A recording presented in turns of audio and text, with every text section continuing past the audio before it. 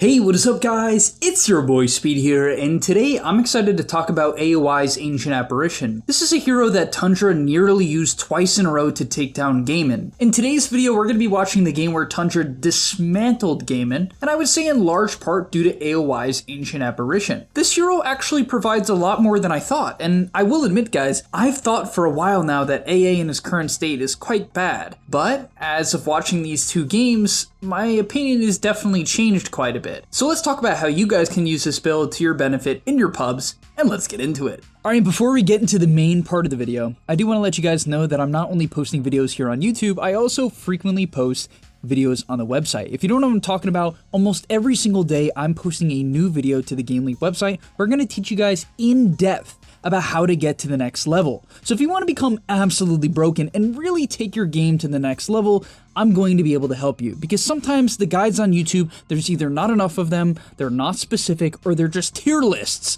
which I know you guys love, but at the end of the day, the GameLeap website is going to help you get to the next level, so click the link down below and sign up. Alright, so the first things I want to do is talk about the item build, skill build, and talent build, and when it was drafted. Quickly to talk about when it was drafted, the first thing, if you pick AA, pick it with stuns. It's that simple. If you're gonna draft the hero, draft it with stuns. They got Faceless Void, Pangolier, and Rubik, and this Rubik is against Beastmaster and Lion. They have so much disable, and this is when AA is insane, because AA's ultimate is one of the best spells in the game, as it completely negates any form of healing, and his second ability does a ton of damage, amps magic damage, if you can keep them on top of it. So, love the draft. If you're gonna pick AA, pick it with stuns. Getting into the item build really quickly, he's abusing AA's high attack range to trade. Funny enough, I've thought for a long time, and I've even said this to my teammates time and time again, that AA isn't a good laner.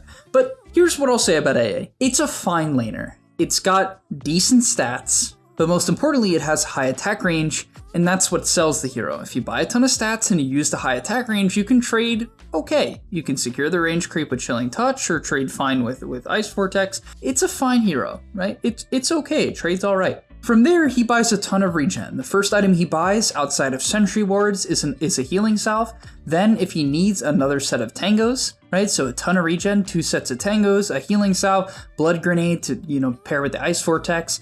Then more wards, more blood grenades, more sentry wards, more regen, just really staying quite poor. He's not looking to hit any major timings. From there, you're going to pick up boots and raindrops, the most standard support items in the game for mana pool, movement speed, and overall survivability. Eventually, you will then get a mana neutral item. This hero desperately needs a mana pool, so really try to get Arcane Ring. I wouldn't really say a Cult Bracelet on support, so Arcane Ring, Tumbler's Toy. But yeah, he goes Magic One, and then eventually he goes into his Solar Crest. Now, Solar Crest in the first item you buy, this is kind of standard to any support game, and we'll talk about it in the video. You buy it based on your matchups, right? So this game, his team has a lot of physical damage, right? They have the Pango Swash and the minus armor from Swash. They have Vlad's Drum's Visage with birds. You got a Faceless Void hitting, you know what I mean? You have a lot of physical damage, and he probably also wants to give armor to people that Drow is hitting, because when Drow hits, her ultimate procs, it pierces through base armor, not added armor. So let's say someone gets roared and Drow starts hitting them, and you Solar Crest them, that added armor you give them is very important against Drow, very crucial. And I think AY probably thought about that when he purchased this item. I bet it was part of it. This guy's a super nerd, and I respect him a lot for that. From there, he picks up mana boots, probably was just having mana problems. Definitely something to keep in mind, the hero has mana problems.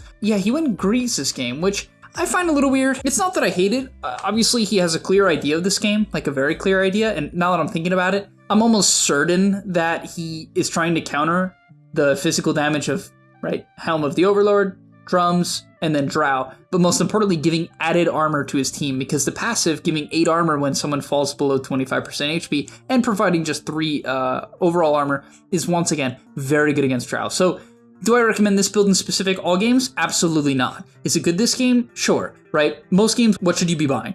Probably a 4-staff, Glimmer Cape some games. You're going to be hunted in team fights. It's going to have the standard survivability cheap items, but I do like the Solar Crest. Now quickly getting into the skill build, he takes Chilling Touch at level 1 to harass and trade. This ability is very good early on as it just kind of allows you to really slow the person, hit from far away, costs like no mana. It's a good trading ability, like honestly it is. It is. It only does a bonus 40 extra damage, but that's with your auto attack, and the slow is actually very substantial. At 100%, really prevents you from moving. Like you're gonna get an extra auto attack off because of it, and that's what's strong about it. From there, he takes Cold Feet at level 2, gonna pair that with a Chilling Touch and Blood Grenades to try to get kills, and then he maxes out Ice Vortex, and this is what I love about this hero. Ever since, and I've been saying this, that AA, his second ability, is good, right? The hero's win rate on Dota buff is good, and I think it mostly comes down to the fact that the second ability, now doing damage, is very good. This ability is just good. It's a 4-second cooldown, amps magic damage by 25%, a crazy high number. The slow is 25% on a 4-second cooldown, so you can spam the hell out of it, and it does 36 damage per second, which means, let's say you want to defend a tower, just chuck one down. Want to scout, a hill to deward the hill? Chuck one down. Want to farm a neutral camp? Chuck one down. Want to cancel a blink dagger? Chuck one down. It's a very versatile spell that does quite a bit of damage and helps your team secure kills. It's just good. And then from there, he maxes out the Cold Feet. People are tempted to take Chilling Touch because it's like cool and you can buy ags. I highly suggest you don't do this. Just play around the burst damage of Cold Feet plus Ice Vortex. Obviously, take your ulti when you can. Interestingly enough, he also took stats over his level 10 talent. He just straight up didn't skill his level 10 talent, and he didn't skill Chilling Touch. So clearly, really not valuing the Chilling Touch. And I think a lot of it comes down to mana. Honestly, you just don't have the mana to sustain the low cooldown of Vortex, low cooldown of Cold Feet, and the low cooldown of Chilling Touch. So that makes a lot of sense. Now that I'm thinking about it, you just don't have the mana, and especially at level 15 with Ice Vortex cooldown, you really don't have the mana. So it's good to spice it up and just skip the ability. And finally, in terms of talents, if you are to take talents, I don't mind the Chilling Touch attack range as the game progresses. You can take it at, later levels. I guess if you're following this exact build, you can take it super later on. 40 Cold Feet damage per second isn't actually bad, and I'm a little surprised he didn't take it, as it is a lot of damage per second, right? It's nearly a 50% upgrade to the ability, but whatever. Ice Vortex cooldown of 15 is a no-brainer. At level 20, you're going to take Ice Vortex slow and increase magic damage. The Chilling Touch damage is tempting, but I just, once again, don't think it's the way to play the hero as a support. And at level 25, the Ice Blast kill threshold is generally the way to go. It just helps you burst people. AoE Cold Feet is cool, but in the late game, there's just too many dispels where I just don't think it's that good. Yes, it helps you farm, but for the most part, yeah, it's good for killing waves, so if you have to do that, or if you're against megas, there is something to say there, but for the most part, Ice Blast, kill threshold.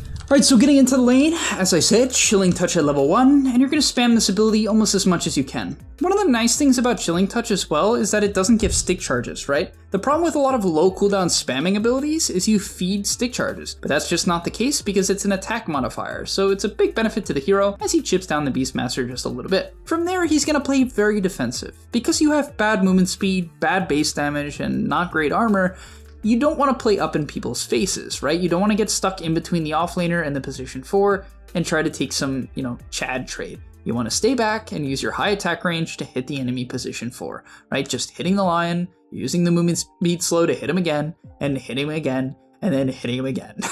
And that's it. That's all you got to do. Don't overplay. And you can secure range creeps. That's something as well, right? In this lane, it's actually a good idea. Void can't do it himself, so he should keep that in mind. Definitely look to secure the range creeps. But for the most part, playing defensive, just looking to chill, and we'll hit the line from time to time. I'm surprised he doesn't use his E more here. I'm definitely shocked. I don't really see a reason for him not to use it more, as like he uses it there. I think he should actually be spamming his E more. I think it's a little inefficient that he isn't, because the ability is quite good. From there on AA, you want to try to unblock the pull camp. It's very important because as the lane progresses, your hero can die very easily if you get caught out alone. That's kind of the weakness of the hero. It's sometimes hard to defend yourself. Cold Feet's okay, but it can be hard due to your bad movement speed and armor. So because of this, you want to try to get the pull open and keep the lane back. As I said, it's all about abusing the high range, and it's very hard to abuse high range if you're in a position where you can die, right? If the lane is far up. And so yeah, he's actually really zoning out the Lion very effectively. Now, Lion isn't the best trading hero by any means, but Lion is decent, right? It's definitely a decent trading hero. Now his next play is absolutely nuts. This play is insane. It doesn't end up working, but I want to show it nonetheless because it's cool. So what he does is he stacks at the 5 minute mark. I guess at this point he's like, okay, AA isn't the best laner. Guess I'll roam? Kind of weird, but yeah, he goes for the double stack. That's going to allow the Pango to really snowball. So double stacks and then comes mid, right? He must know that the Timber Saw is low. That's definitely what 9 is calling here. So the Timber Saw is low, wraps on the Timber, probably knows that the Timber doesn't have a point in chain. And with the Blood Grenade, they nearly get the kill. The reactive armor is just a bit too good, unfortunately, in this matchup. But yeah, nearly gets the job done. If it was any other melee hero with lack of mobility or a mid laner with a lack of mobility, it would have gotten the job done. And I think it's very important to note that he uses the Blood Grenade to actually let the Cold Feet proc. And that's pretty cool that Blood Grenade benefits this hero very heavily, right? Very, very heavily, because other heroes, they get some value, but it literally lets his Q stun. That's pretty cool. I would say the next play is the most broken play of the patch. If you're a 5 player and you're not abusing the portals, you're not a 5 player. I really mean that. It's an adaptation you have to make to your gameplay. If you're against Drow, SF, Sniper, a low-level Slark who's half HP, gank them. Why did he roam this game? Because he can't pressure this guy with Faceless Void. That's not what this matchup is. And so he roams, right? That's smart. Right? He understands the game. He understands the matchup. It's a matchup to roam. It's a game to roam. That's exactly what he does. Comes in, secures the kill on the Drow. It's a big kill, right? That's a big, big kill. That's huge. Not only for his own game and his XP, but also for the Visage's game. It's going to give Visage a much earlier level 6. The last thing I'll say about the early game before we move on into the mid game is stacking. Stack, stack, stack. If you have any hero that can stack, stack. It is so broken. It gives you 30% of the XP and I think like 15 or 20% of the gold. It's so broken. Stacking is so broken. I cannot stress it. He did it on the large camp and the medium camp. He's doing it on the ancients. Stacking is so broken, guys, and I can't stress that enough. It will allow you to just hit ridiculous timings for your cores and for yourself, right? It goes both ways. Look what he's doing here. Stacked last minute. What do you think he's doing now? Stacking again. Why? Because what else is he going to do? He's a level 4 AA. You really want to force your team to fight with level 4 AA? Probably not. The name of the game with this hero is to get level 6. And so you got to sit mid, make stacks, and then tell your teammates, I made you stacks. Come take the stacks. And then just sit in XP range and be like, woohoo! Or sap the mid wave while they're taking the stacks. Either way is a big win-win and a good idea. As once again, another stack for the Pangolier. And you can see, just setting up for his Pangolier to take the stack. They do try to contest it on gaming because they're good players and they understand the benefit. But what do you know? Another stack into the 10-minute contest. Very, very simple. Very stupidly simple gameplay. Honestly, unfortunate how effective stacking is because it just makes, I don't know, it makes Dota like too simple almost. I'd rather go see this guy having to gank and roam, but instead he's with his Pangolier swashing camps to death, and look how farmed he's gonna be. Look at his gold! Look at his gold! What the hell is this? What is this? You can't tell me this isn't insane. He currently has, what, like, this is so stupid. It gives way too much. He currently has, what, 600? Okay. Then they're going to take the stacks, starts clearing the stacks, okay? Gets from this camp, from the large camp, gets about 200 gold. Okay, that's ridiculous. Then from the ancient camp, obviously passive gold is taking this entire time. From the ancient camp, he got like 400 gold. Are you kidding me? That is so stupid. It's so dumb. Like, and that wasn't even the whole camp. I didn't even realize. He actually got like 600 gold. That's so bad for the game. Oh. All right, I don't know. That needs to be nerfed.